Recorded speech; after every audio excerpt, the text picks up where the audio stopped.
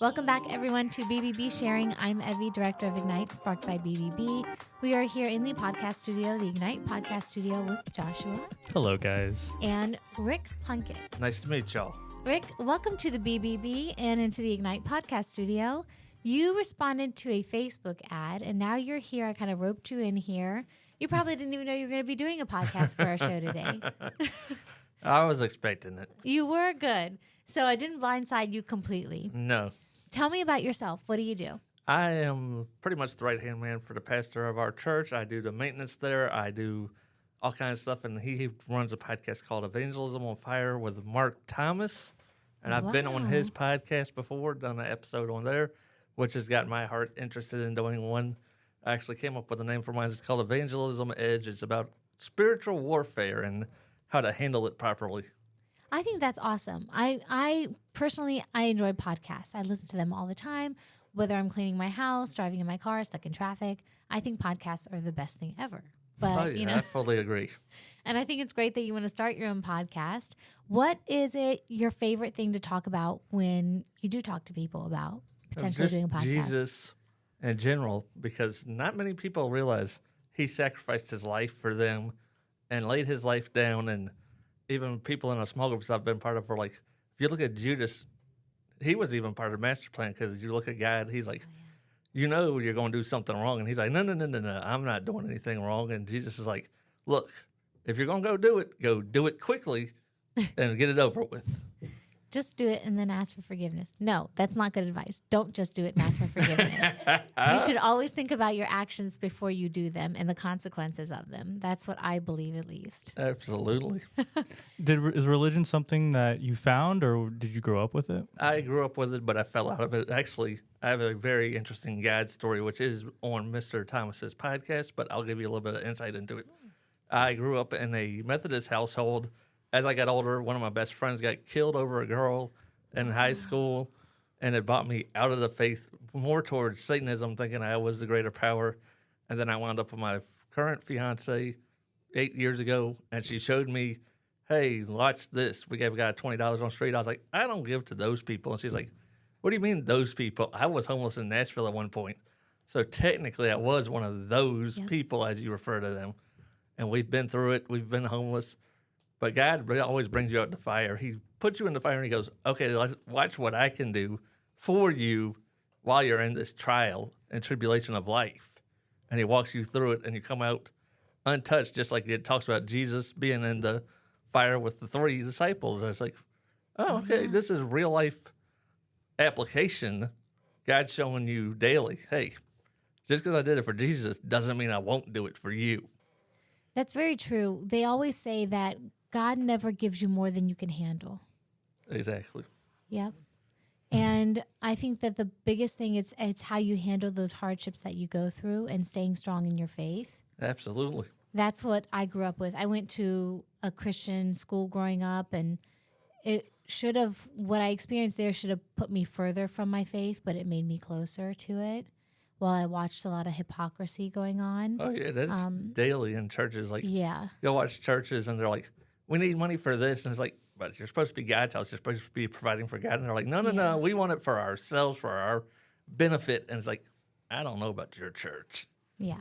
And it is. And the thing is, like, I am Christian, and I just have a different denomination than I'm Eastern Orthodox because I'm Greek. Yep. But still Christian, but I went to a Mennonite school, and they would say, oh, what are you? And I'd be like, well, I'm Christian. Like, you can Google it. But our it's not really that different. Our church is non-denominational, but we're really of the Baptist background. Mm-hmm.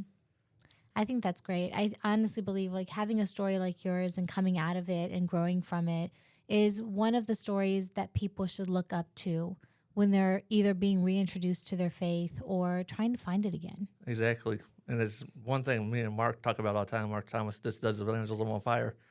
Watch in the world and keep your head on a swivel. Make sure if you see somebody down and out, you go and talk to them, because you could be that person that brings them back to the faith, that realizes, I didn't realize my body language was saying this. I'm in a foul mood, but my body language told on me. It does. It really does. That's why I always tell people, I say, you should smile at everyone that you see, because you don't know what they're going through. And try to be as nice as you can because you don't know what that person's dealing with that day. Exactly. They could have heard some really bad news and have a bad attitude because of it. You don't want to add to it. No, and there's one thing me and my fiance talk about constantly. It's like, you don't know what somebody else is going through. Just because they're coming after you with barrels unloading, as it's said in the world, doesn't mean it's directed at you. It could be they lost a family member, they lost a best friend over a fight, lost money in a bet or something ridiculous. And they're like, well, I'm going to take it out on the first person I see. And you go to ask them the question of the day of, what do we do today? And they're like, what? You don't know how to do your own job? Don't come to me. Yeah, that's true. What advice can you give somebody, just in general, what is the best advice you've ever gotten that you would pass on to anyone else? Stay strong in the faith, because even when you're down and out, God shows up daily, and he shows up when you're down and out. You might think, I'm down and out. God doesn't love me. Jesus didn't sacrifice himself for me. Don't look at it that way. Look at it as Jesus died willingly for your sins. God is always going to be beside your side, whether you feel him or not. There are times you're going to feel him spiritually, patting you on the back, telling you, let's get this over with. But there's going to be times you're going through the storms and it feels like nobody's there with you, but God is always right there by your side.